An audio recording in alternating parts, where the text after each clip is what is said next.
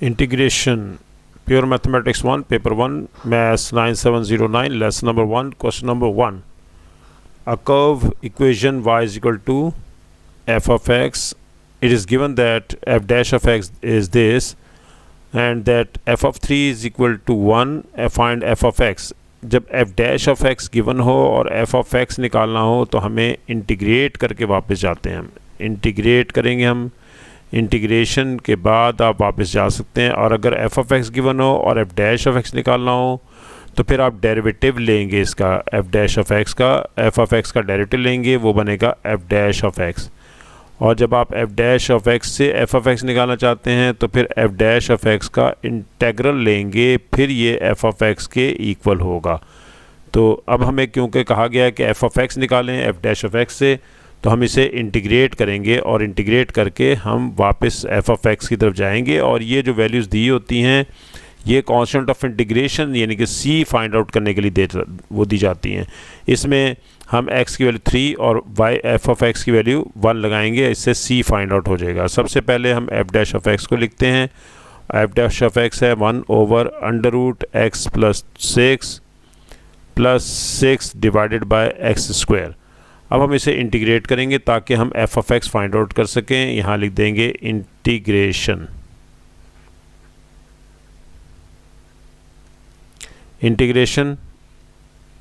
f dash of x का integral लेंगे और राइट साइड पे जो वैल्यू मौजूद है इसको ऊपर ले जाते हैं न्यूमरेटर में ताकि इंटीग्रेशन करना आसान हो। रेडिकल साइन की वैल्यू 1/2 होती है, रेडिकल साइन ऊपर जाएगा तो -1/2 हो जाएगा, साइन चेंज हो जाएगा। 6 को बाहर निकाल लेंगे। अगर x स्क्वायर हो, x होगा तो आपने न्यूमरेटर में नहीं लेके जाना, उसे वहीं इंटीग्रेट करना होता है क्योंकि 1/x का इंटीग्रल ln x होता है। लेकिन अगर आपके पास x की पावर बढ़ जाए, 2 हो जाए, 3 हो जाए, तो आपने इसे मूव कर देना है न्यूमरेटर में और आपने इसको इंटीग्रेट कर देना है इसी अंदाज से। अब यहाँ f dash of x का इंटीग्रल f of x होगा, वो लिखना है आपने। और x प्लस 6 होल पावर -1/2 जिसका विदाउट पावर डेरिवेटिव यानी कि सिर्फ x प्लस 6 का अगर डेरिवेटिव निकालते हैं हम, वो 1 बनता है और 1 यहाँ पर मौजूद है, इसलिए हम इसकी पावर में 1 ऐड करेंगे और सेम पावर से डिवाइड करेंगे। -1/2 प्लस 1 डिवाइडेड बाय -1/2 प्लस 1। और नेक्स्ट आपके पास है 6x -2 plus 1 divided by -2 plus 1 plus constant of integration यहाँ पर 7 आ जाएगा आपके पास यहाँ पर इस क्वेश्चन में। और ये अब आप कह सकते हैं कि x प्लस 6 होल पावर 1/2 और divided by 1/2 plus 6x -1 over -1 plus c। 2 reciprocal होकर ऊपर चला गया और x plus 6 power 1/2 -6 minus plus minus हो गया 6 और डिनोमिनेटर में ले आएंगे ये पॉजिटिव करके और प्लस c। अब हम इनिशियल कंडीशंस लगाएंगे। इनिशियल कंडीशंस ये हैं कि when x is equal to 3 जब आप इसमें x की वैल्यू 3 लगाएंगे तो f ऑफ 3 हमें मिलेगा और वो है 1। तो f ऑफ 3 की वैल्यू 1 हमारे पास गिवन है और x की जगह हम 3 लगा रहे हैं। बाद में f ऑफ 3 की वैल्यू 1 लगाएंगे। यहाँ पर जहाँ जहाँ x है वहाँ पर आप 3 लगा दें। ये हमने इसमें 3 लगाया है। 3 लगाने के बाद f ऑफ 3 की वैल्यू 1 है, वो लिखेंगे 9 का स्क्वायर रूट 3 होता है, यह 9 आएगा, 9 का अंडर रूट 3 आएगा। लिख देते हैं दोबारा से यहाँ पर 9 पावर 1/2 और ये कैंसिलेशन कर दें इसकी 3 to the 6 -2 प्लस c और 9 का स्क्वायर रूट 3 हो गया, 3 मल्टीप्लाई बाय 2 6 हो जाएगा। 6 -2 4 को लेफ़्ट पे ले आएंगे। 1 - 4 is equal to c। c का आंसर कैलकुलेट करने के लिए आपको ये दिया था, c की वैल्यू आपके पास आ गई -3। इस c की वैल्यू को हम ऊपर लगाएंगे जो हमारे पास जहाँ पर ये क्वेश्चन रुका हुआ है, ये क्वेश्चन यहाँ पर हमारे पास रुका हुआ है, इसकी जगह पे हम c की वैल्यू लगा देंगे और हमारे पास f of x find out हो जाएगा जो कि इक्वेशन ऑफ कर्व है। f of x हमें निकालना था। f of x is equal to 2 square root x plus 6 -6 over x plus value x c की थी -3 c value of c -3।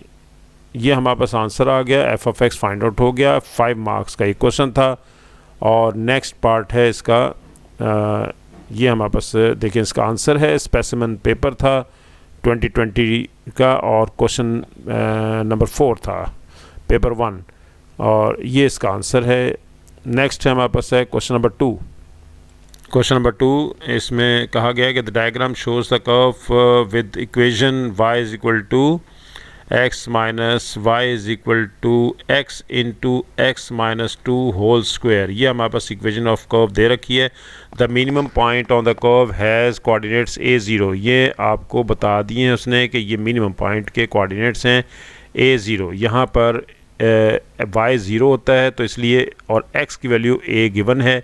Distance from origin to the point is a small a, इसलिए ये आपके पास coordinates बनेंगे a0। अगर हम इसको इस पॉइंट पर देखते हैं कि कर्व की इक्वेशन एट दिस पॉइंट क्या होगी तो वो हमारे पास वैल्यू ऑफ a निकाली जा सकती है। x y वैल्यू 0 हो गई और वैल्यू ऑफ x a है a minus 2 whole square. Value of a is equal to 0 और a minus 2 is equal to 0। Value of a का आंसर आपके पास 2 निकलाया।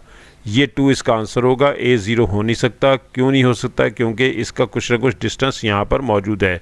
ये डिस्टेंस है यहाँ पर कि ओरिजिन से इसका डिस्टेंस है मौजूद है और इसलिए ये a जो है वो आपके पास 0 नहीं हो सकता।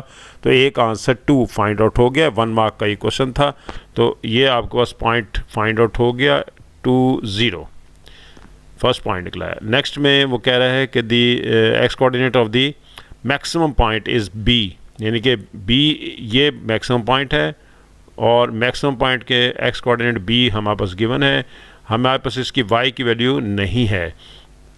a और b फाइंड आउट करना है। मैक्सिमम पॉइंट निकालना हो या मिनिमम पॉइंट निकालना हो हमें हमेशा डिफरेंशिएट करना होगा इक्वेशन ऑफ कर्व को, क्योंकि यहाँ पर मैक्सिमम पॉइंट कहा जा रहा है तो हम डिफरेंशिएट करते हैं y is equal to x into x minus 2 whole square. Differentiate करेंगे both side, d by d x लेंगे लेफ्ट हैंड साइड पे भी, डी बाई डी एक्स लेंगे हम राइट हैंड साइड पे भी। राइट हैंड साइड पे अगर आप ओपन करके डिफरेंशिएट करना चाहते हैं ओपन करके भी कर सकते हैं, वरना u इंटू वी लगाना चाहें तो वो भी इसमें लग सकता है। प्रोडक्ट रूल है u और ये v, u derivative of v plus v derivative of u। ये हमने इसको डिफरेंशिएट कर दिया, प्रोडक्ट रूल लगा लिया। x इंटू पावर नीचे आ जाएगी, पावर में से 1 लेस हो जाएगा, डेरिवेटिव विदाउट पावर यानी कि पावर में से 1 लेस हो गया into derivative without power x minus 2 का डेरिवेटिव लेंगे जो कि 1 हो जाएगा और यहाँ x माइनस 2 है और x का डेरिवेटिव 1 बन गया। 2 टाइम्स x माइनस 2 और x का डेरिवेटिव 1 हो गया। यहाँ रह गया x माइनस 2 होल स्क्वायर। अब हम इसकी ब्रैकेट्स को ओपन करते हैं। ब्रैकेट ओपन करेंगे तो ये बनेगा 2x square minus 4x plus इसका भी स्क्वायर ओपन कर देते हैं x square plus 4 minus 4x। x square हो गया अब 3x square minus 8x plus 4। ये डी बाई डी एक्स निकलाया है हमारे पास। डी बाई डी एक्स निकालने के बाद अगर हम इसको 0 के इक्वल लगाते हैं तो फिर देखें क्या आता है आंसर। अब हम इसे फॉर स्टेशनरी पॉइंट या मैक्सिमम पॉइंट के लिए आप हमेशा इसको 0 के इक्वल रखेंगे।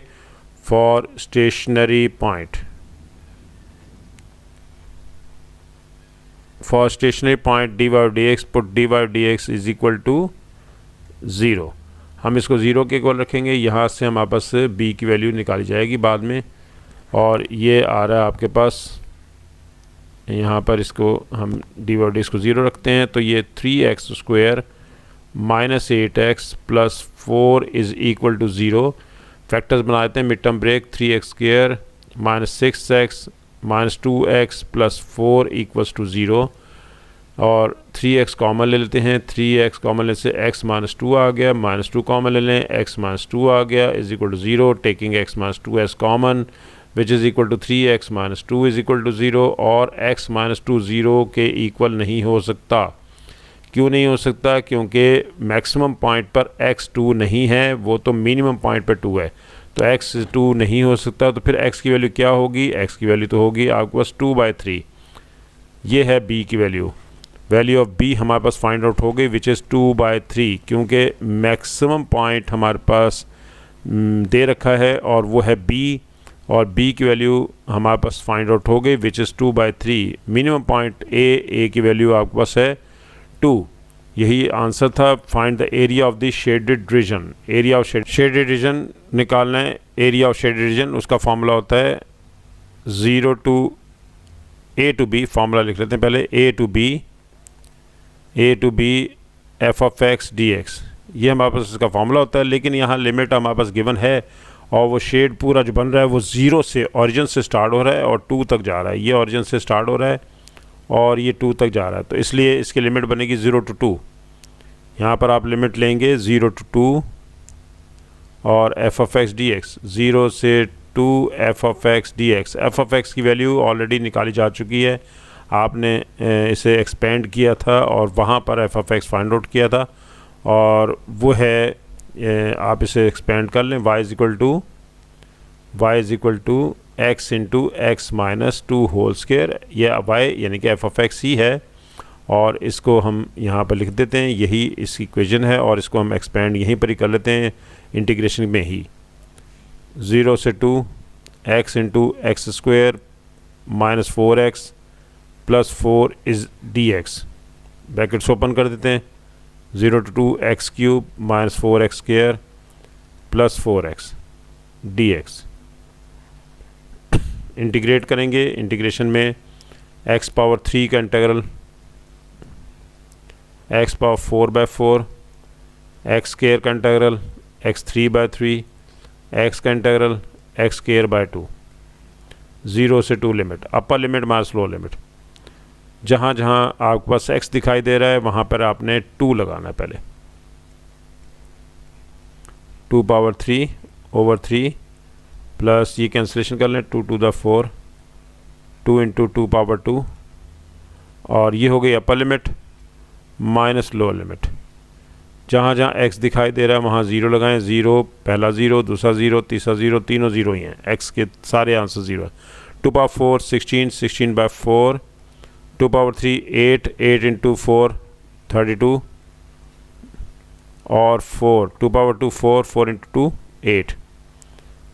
अब आप इसे कैंसिलेशन कर लें, 4 4 × 16, 3 एलसीएम ले लें, 12 माइनस 32 24, 24 प्लस 12 36, 36 माइनस 32 4, 4/3 इसका आंसर आ गया। ये आपका शेडेड एरिया फाइंड आउट हो गया। नेक्स्ट इसका पार्ट है हमारे पास, the gradient dy/dx of the curve has a minimum value m। Calculate the value of m निकालना है हमने इसमें। ये dy/dx की वैल्यू मिनिमम है, तो इसका मतलब है कि इसको दोबारा डिफरेंशिएट करके 0 के इक्वल रखेंगे और dy/dx हमारे पास आ चुका है। dy/dx आया था 3x² माइनस 8x प्लस 4। ये हमने dy/dx ऊपर फाइंड आउट किया था। ये dy/dx यहाँ पर देखें, ये dy/dx है और 3x² माइनस 8x प्लस 4 ये dy/dx है। अब इसको दोबारा डिफरेंशिएट करेंगे क्योंकि इसकी वैल्यू मिनिमम है और वो है m, तो हमें dy/dx की वैल्यू मिनिमम दे रखी है। हम इसको डिफरेंशिएट करेंगे, इसको नाम रख लेते हैं, इसका कोई भी नाम रख लेते हैं, फंक्शन का g नाम रख लेते हैं कि ये फंक्शन g है, g ऑफ x है। और अब हम इसको डिफरेंशिएट करते हैं क्योंकि मिनिमम या मैक्सिमम निकालने के लिए हमें डेरिवेटिव को 0 के इक्वल रखना होता है। हम dy/dx को 0 नहीं रखेंगे क्योंकि हमें dy/dx के बारे में कहा गया है कि इसकी मिनिमम वैल्यू m है। तो अब हम 6x माइनस 8 ये आ गया d first derivative of g। First derivative of g को हम 0 के इक्वल सब्स्टिट्यूट करेंगे। Put for minimum value, for minimum हो या मैक्सिमम हो, हमें फर्स्ट डेरिवेटिव को 0 के इक्वल रखना होता है। अब इसको हम 0 के इक्वल रखेंगे और 6x minus 8 is equal to 0। बहुत अच्छा क्वेश्चन उसने पूछा है। इज इक्वल टू 8x का आंसर आ गया 4/3 और इसका नाम है m, तो यही m निकालना था आपने। 4/3 आंसर आ गया।